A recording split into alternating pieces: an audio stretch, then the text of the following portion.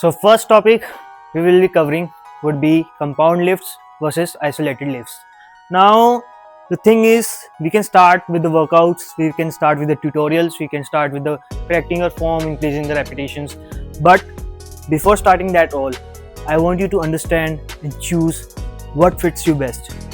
See, there are a lot of information out there for compound lifts and isolated lift, but to be honest, if you are a beginner, you might not find them fit for yourself. Maximum information out there is for those who are at a certain level in fitness, not for those who are starting from zero. So, as we are starting from zero, so I will first tell you what are compound lifts and what are isolated lifts. So, these are compound lifts, they're pull-ups. What is the difference? You will get it clear a little longer in this video. These are isolated movements.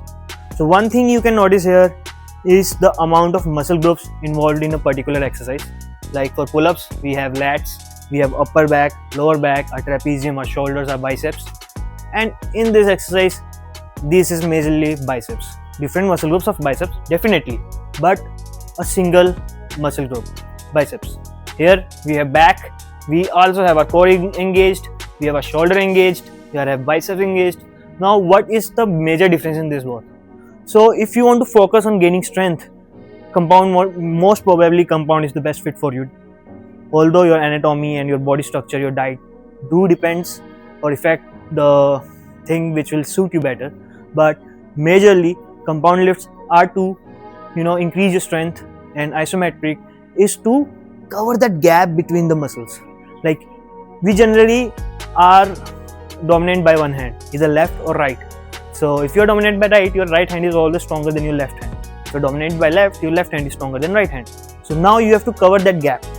Right can lift 15 kg, left can lift only 12 kg. So you have to make left reach till the 15 to make them equally strong. Now for that purpose, you use isolated movements because they focus on a particular muscle group, and that's movements are basically used for rehabilitation and fix that weakness. Now you might think that in gym we are mostly doing isolated movements. You're wrong. You are doing lat pull downs, you're doing deadlifts, you're doing bench press. These all are compound movements. Now the major benefits of compound movements is you can lift heavier weight in compound movements. You can lift heavier weight in deadlift on bench as comparative to your bicep curls. So you can lift heavier weight on barbell curls, which are again a compound movements, but you can lift less weight on a single arm bicep curl. So what is the major difference here? So major difference is the load that it's affecting our tendons. So when you do a compound movements, you put a more load on your tendons, which make them stronger. Your tendons, ligaments and joints. Stronger the joints, less chance of injury, better growth you're gonna see in the future, because these are compound movements. Your body work like a kinetic chain as a single unit.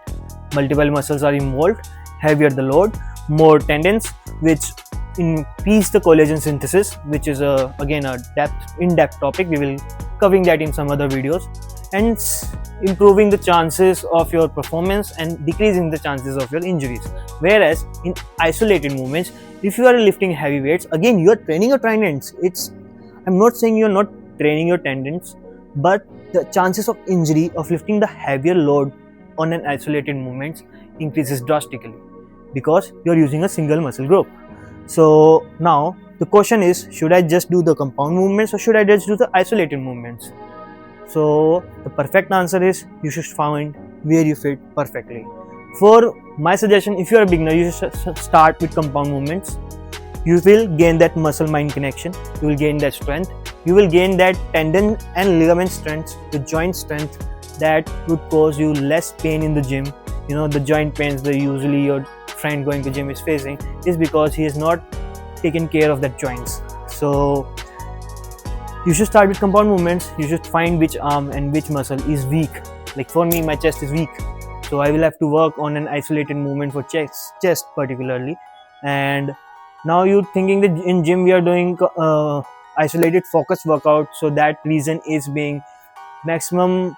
Gym was started as a sports, and for bodybuilding you need that perfect ratios. You need both your muscles, left and right, to be aligned and to be in a perfect ratio. For that, you have to go to the isolated movements.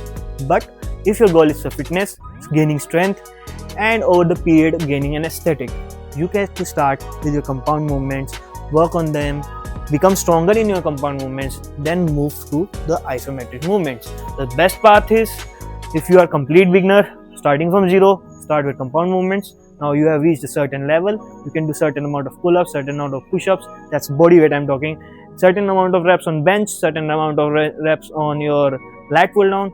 Now you should focus on your isometrics too, because isolated movements do help with gaining that particular muscle strength.